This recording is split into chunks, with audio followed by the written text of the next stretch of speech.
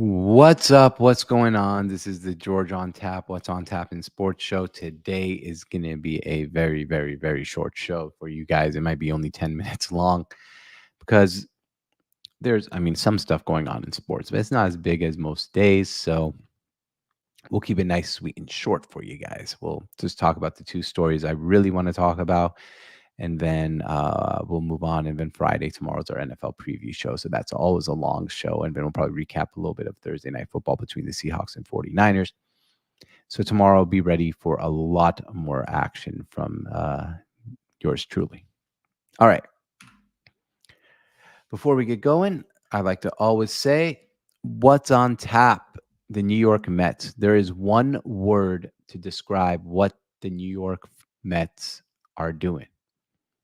It feels so weird talking about the Mets all the time now. And you say simply, oh my God. And if you don't know that, look up the song, Oh My God by the Mets. And that's not the one word I want to talk about with the New York Mets. What I want to talk about the New York Mets is their one word is smart.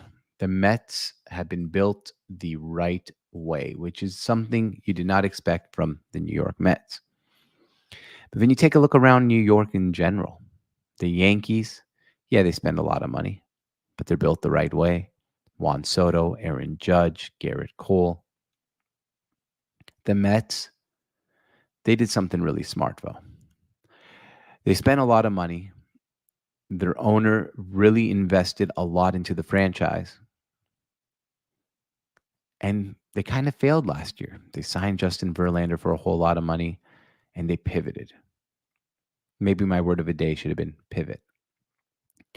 They didn't get stuck on the notion, hey, we spent all this money, this needs to work. No, they said, you know what? We spent a lot of money. We need to adjust. And adjust they did.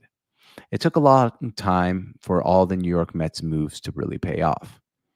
We'll go back to when they made a trade with my Seattle Mariners, giving up their top prospect, Jared Kelenic, to get a closer in Edwin Diaz. Well, we've seen Edwin Diaz be lights out in the playoffs. We saw him get he kind of struggled a little bit in that elimination game against the Braves, but then he waves off the manager and is like, hey, man, I'm getting this last out. And he did get that last out. Yesterday, he walked a couple batters against the Phillies. Didn't phase him. He got those last outs and closed out the series. And it's a great story for Edwin Diaz because he missed all of last season due to injury. And now Edwin Diaz is back. And Edwin Diaz looks like one of the best closers in baseball. But who I really want to talk about is two players on their team that everyone obviously loves. One is Francisco Lindor. That was a smart move. It took a while, but now it's paying off. Lindor was one of the hottest free agents in baseball, someone that everyone wanted. The Mets paid him what he deserved, and now they're reaping the benefits. And if there wasn't a guy named Shohei Ohtani, who might be the best baseball player we've ever seen, Francisco Lindor would be the MVP of a National League. And he's a perfect superstar. In a city like New York, where everyone is looking for quotes and brashness, Lindor just goes about his business. He plays good.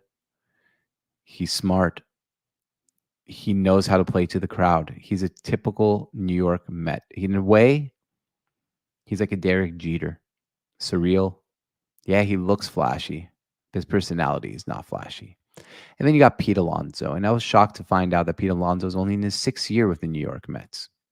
But now he's making the biggest hits. He's going to be a free agent after this season. And there's been a lot of rumors that he's going to leave the Mets. I think the Mets re-signed him now.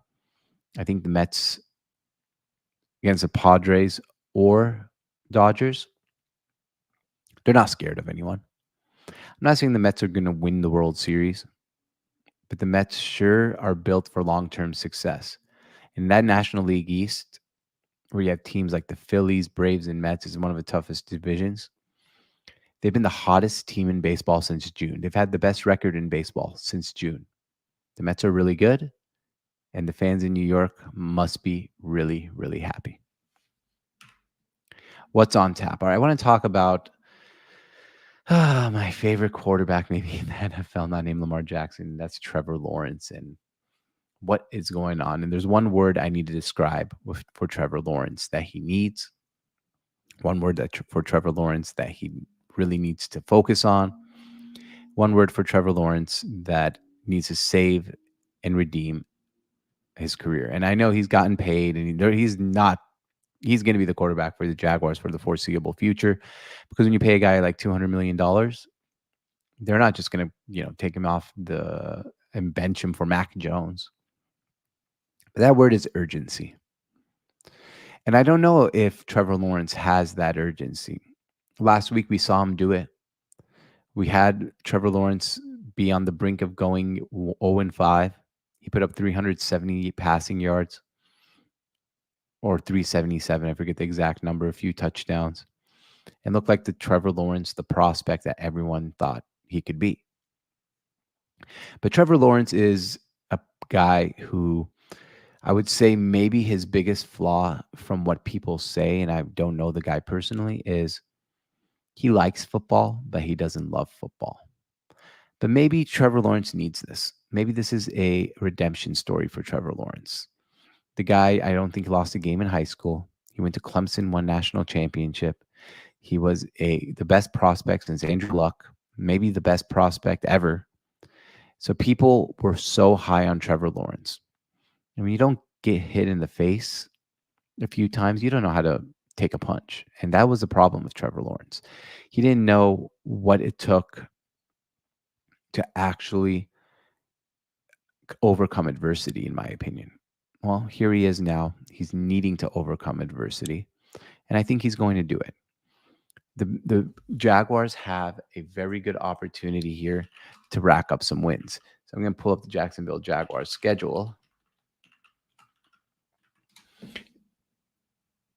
They play the Bears in London, followed by the Patriots in London. Now, the Bears are pretty good. They're 3-2, but that's a winnable game, especially for Jacksonville, who knows London well. If they can win those two games, between the Jaguars to go 2-4, against the Bears to go 2-4, and then the Patriots to go 3-4, they might be able to salvage their season.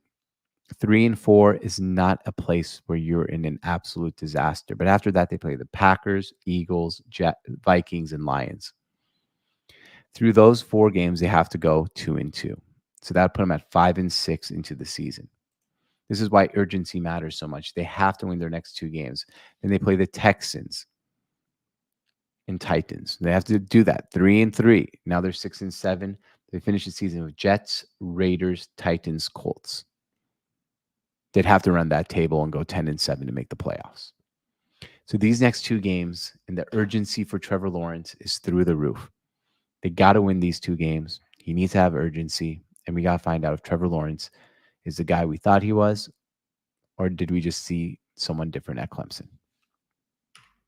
All right, thank you for watching. This has been the George on Tap, What's on Tap show. As always, like and subscribe. I try to give you guys the best stories from sports each and every day. My name is George Arjour. Like and subscribe, and we'll see you guys next time.